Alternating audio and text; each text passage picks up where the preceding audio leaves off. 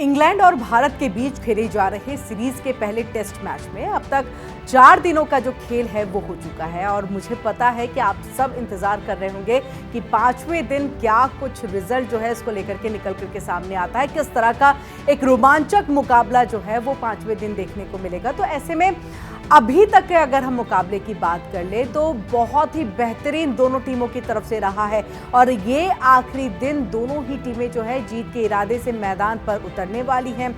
इस मैच में अगर अब तक की जो हम इससे पहले भी कह रहे थे कि दोनों ही टीमों का परफॉर्मेंस बहुत बेहतर, काफ़ी अच्छा प्रदर्शन जो है वो किया गया है, लेकिन इस मैच का विजेता कौन होगा ये बड़ा सवाल है और इसका अनुमान लगाना बहुत बहुत बहुत मुश्किल है।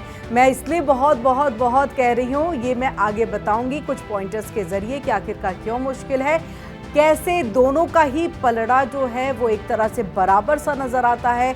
अप्स एंड डाउन्स वाली थोड़ी स्थिति जो है वो दिखती है अगर हम एक्सपर्ट्स की मान ले, जिसमें कहा जा रहा है कि भारत जो है वो हो सकता है ये मैच जो है वो पूरी तरह से जीत जाए, लेकिन हो सकता है विद क्वेश्चन मार्क है, विद क्या कहे कि एज्यूम सिर्फ जस्ट किया गया है। जो अब तक का परफॉर्मेंस रहा, जिस तरह से अभी चेस करना है इंग्लैंड की टीम को, नंबर्स जो लेकर के आने हैं, जो रन्स लेकर के आने हैं, वो एक बहुत बड़ा रन है और इसी को देखते हुए जो है ये कहा गया है। लेकिन चलिए हम वापस से आते हैं कि आज के मुकाबले का जो अंतिम और निर्णायक ये दिन है, दोनों ही टीमों के पास इस मैच को जीतने का एक बहुत बड़ा मौका है, सुनहरा मौका है। लेकिन इससे पहले फैंस के मन में एक सवाल ये उठ रहा है और वो है बारिश को लेकर के कि क्या बारिश की संभावना है, कहीं ऐसा ना हो ये आखिरी दिन का मैच जो है वो धुल जाए, बारिश की भेंट चढ़ जाए, जिस तरह से हमने तीसरे दिन के मैच में माफ कीजिएगा चौथे दिन के मैच में ये देखा था, जिसकी वजह से बारिश जो है वो हो गई और जो वहाँ पर ओवर्स थे वो पूरी तरह से नहीं खेले गए। तो ऐसे में ये देखिए कि बारिश की क्या भेंट चढ़ जाएगा ये मैच, ये एक बहुत बड़ा क्वेश्चन सवाल हर किसी के जहन में। तो चलिए सबसे पहले बात यहाँ पर हम बारिश की कर लेते हैं। देखिए अगर हम स्थानीय समय अनुसार देख लें, जो वहाँ पर है उसके टाइमिंग के अनुसार अगर देख लें तो सुबह तकरीबन 8 बजे से लेकर के दोपहर 2 बजे तक जो है एक बारिश की संभावना जताई जा रही है और बहुत भारी बारिश की संभावना है इसमें।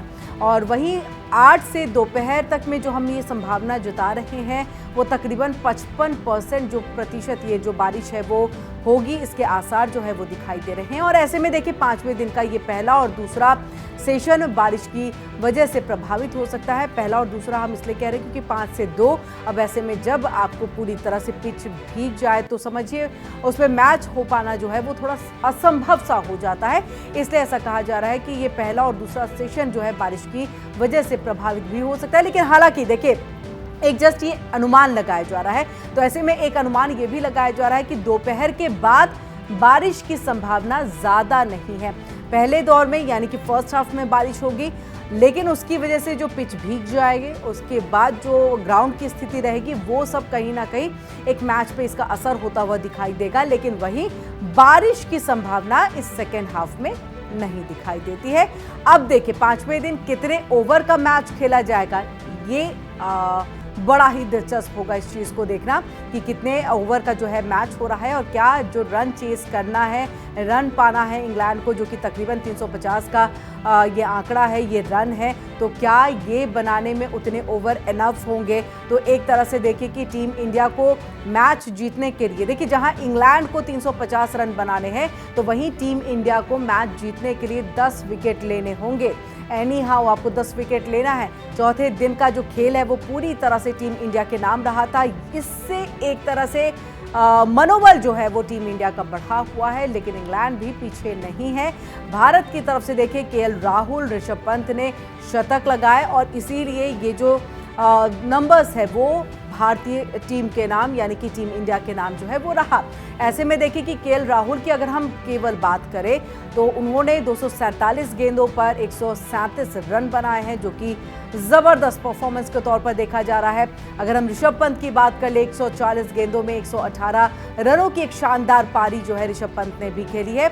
इन सब के अलावा अगर हम टीम इंडिया का और बाकी बल्लेबाजों की बात कर ले तो कोई खास बड़ा योगदान जो है वो नहीं रहा, जो एक सोचना और एक तरह से कहे कि चिंता करने वाला। और कहीं ना कहीं ये वीकनेस टीम इंडिया की टीम इंग्लैंड के लिए जो है उनके लिए स्ट्रेंथ के तौर पर हो सकती है।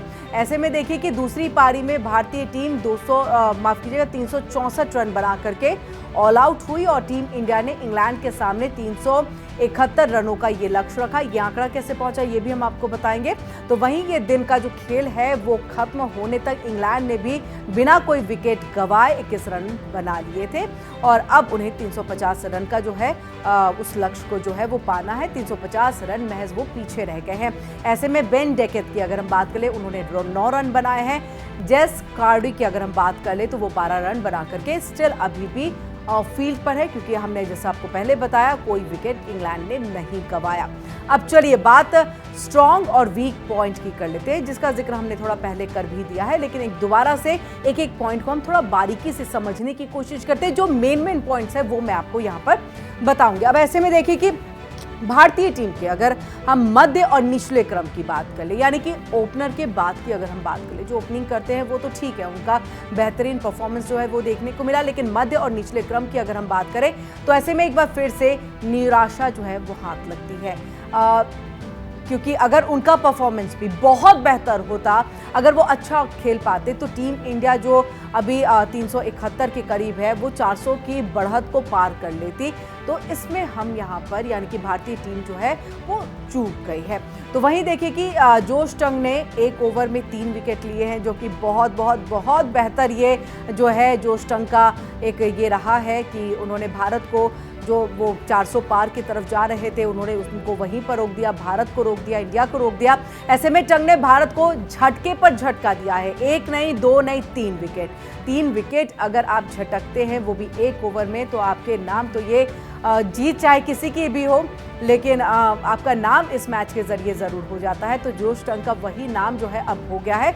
अब देखिए ऐसे में बुमराह को उन्होंने आउट किया, ये भारत का 9वां विकेट था जिसको जोश टंग ने जो है वो गिरा दिया। अब ऐसे में देखिए भारतीय टीम अचानक से बैकफुट पर पहुंच गई है और इसीलिए हम सिमट करके यहाँ पर यानी कि टीम इंडिया सिमट करके यहाँ पर रह गए। टंग ने एक ओवर में 3 विकेट चटकाए, जिसका जिक्र हम लगातार कर रहे हैं। करुण नायर की अगर हम बात कर ले तो करुण नायर एक बार फिर बड़ी पारी खेलने में सफल नहीं रहे हैं। ये एक तरह से वीक पॉइंट जो है वो टीम इंडिया का रहा और उनको देखिए क्रिस वोक्स ने जो है अपनी गेंद पर आउट कर दिया है।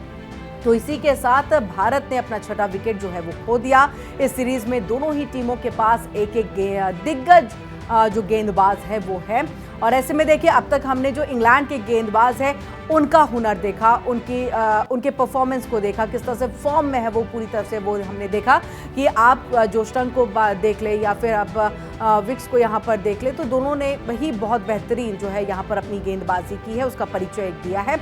अब ऐसे में बात यहाँ पर जसप्रीत बुमराह की भी आएगी और एक बहुत बड़ा मौका भारतीय टीम के लिए होगा, क्योंकि हम देखिए यहाँ पर बात करें कि दोनों ही टीमों के पास एक एक जो है मजबूत गेंदबाज है, दिग्गज गेंदबाज है और भारतीय टीम के जसप्रीत बुमराह हैं और देखिए उनके पास इंग्लैंड में खेलने का एक अच्छा खासा अनुभव है। बुमराह यहाँ पर ढेर सारा विकेट चटका चुके हैं, यानी कि उनका भी इतिहास अगर हम खंगाल ले तो ऐसा नहीं है कि परफॉर्मेंस अच्छा नहीं या परफॉर्म वो अच्छा नहीं करते हैं। उन्होंने बहुत बेहतरीन अब तक का खेल दिखाया है, तो उम्मीद भी अब उनसे ज़्यादा है क्योंकि इंग्लैंड बैटिंग करेगा तो टीम इंडिया जो है उनकी तरफ से बॉलिंग साथ ही फील्डिंग ये दोनों ही बहुत बेहतरीन होने चाहिए अगर आपको मैच को जीतना है। तो अब ऐसे में देखिए कि इंग्लैंड के पास भी अनुभवी गेंदबाज क्रिस वोक्स है जिन्होंने जो है 6वां विकेट झटका था और ऐसे में देखिए कि लंबे समय से इंग्लैंड के लिए भी वो शानदार प्रदर्शन कर रहे हैं। तो दोनों ही गेंदबाज सीरीज में सबसे ज़्यादा विकेट चटकाने के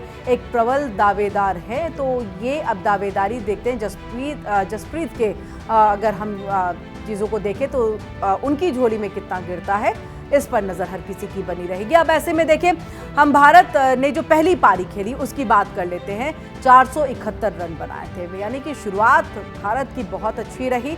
टीम इंग्लैंड की अगर हम बात करें तो शानदार उन्होंने भी जवाब दिया, 465 रन उन्होंने बनाए। दूसरी पारी पर अब अगर हम आ जाए तो टीम इंडिया 6 रनों की ही बढ़त के साथ वहां पर उतरती है और टीम इंडिया ने तीसरे दिन जो रविवार में खेल खत्म होने तक 2 विकेट खोकर के 90 रन बना लिए थे और अपनी बढ़त को 96 रनों तक में पहुंचा दिया था। अब ऐसे में देखिए बारिश हो गई है, जैसा मैंने शुरुआत में ही बताया कि तीसरे और चौथे यानी कि पारी में जो है बारिश की चीज़ें दिखाई दी और बारिश की वजह से जो तीसरे दिन का ये खेल है वो जल्दी खत्म कर देना पड़ा था, जिससे ओवर भी कम रहा था।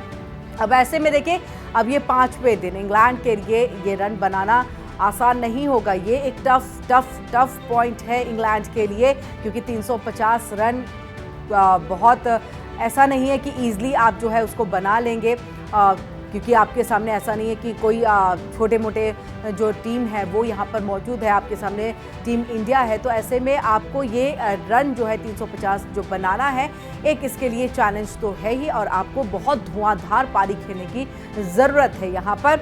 और ऐसे में देखिए कि भारत के लिए इंग्लैंड के 10 विकेट निकालने होंगे, जो भी वो भी आसान नहीं है, तो दोनों के लिए चैलेंज है। और ऐसे में देखिए इंग्लैंड अपनी आक्रामक बल्लेबाजी से ही जीत की कोशिश यहाँ पर करेगी, तो वहीं भारतीय टीम की अगर हम बात कर ले तो वो 10 विकेट लेने की कोशिश में रहेंगे। 5वें दिन का मैच बहुत ही रोमांचक रहने वाला है, इसमें रोमांच में आपको कोई कमी नहीं होने वाली है। तो ऐसे में टीवी का स्क्रीन आप यहाँ पर अपने घर पे जो है टीवी खोल करके बैठ जाइए और देखिए इस मैच को, फिर बताइए कि जो हमने एनालिसिस किया है, जो हमने समझने की कोशिश की है कि अब तक का फॉर्म क्या रहा, अब आने वाले दिनों में क्या होगा और आगे हम क्या देखेंगे, क्या बहुत ज़्यादा रोमांचक रहेगा। तो आप कमेंट सेक्शन बॉक्स में ज़रूर इस बात का जिक्र करिएगा कि आपको सबसे रोमांचक पल जो है वो क्या कुछ लगा, आपको किसकी पारी अच्छी लगी, किसका फॉर्म बहुत अच्छा लगा, और ये ज़रूर बताइएगा कि इंग्लैंड ने बहुत अच्छी धुआंधार पारी अपने बल्लेबाजी में की है, या फिर ये कहें कि टीम इंडिया ने जो है ज़बरदस्त यहाँ पर गेंदबाजी की। और इस मैच में देखिए जीत हार अपनी जगह है, लेकिन इसको हम समझ सकते हैं और मज़ा तो हम गेम का उठा ही सकते हैं। इसी के साथ रुक रहे हैं।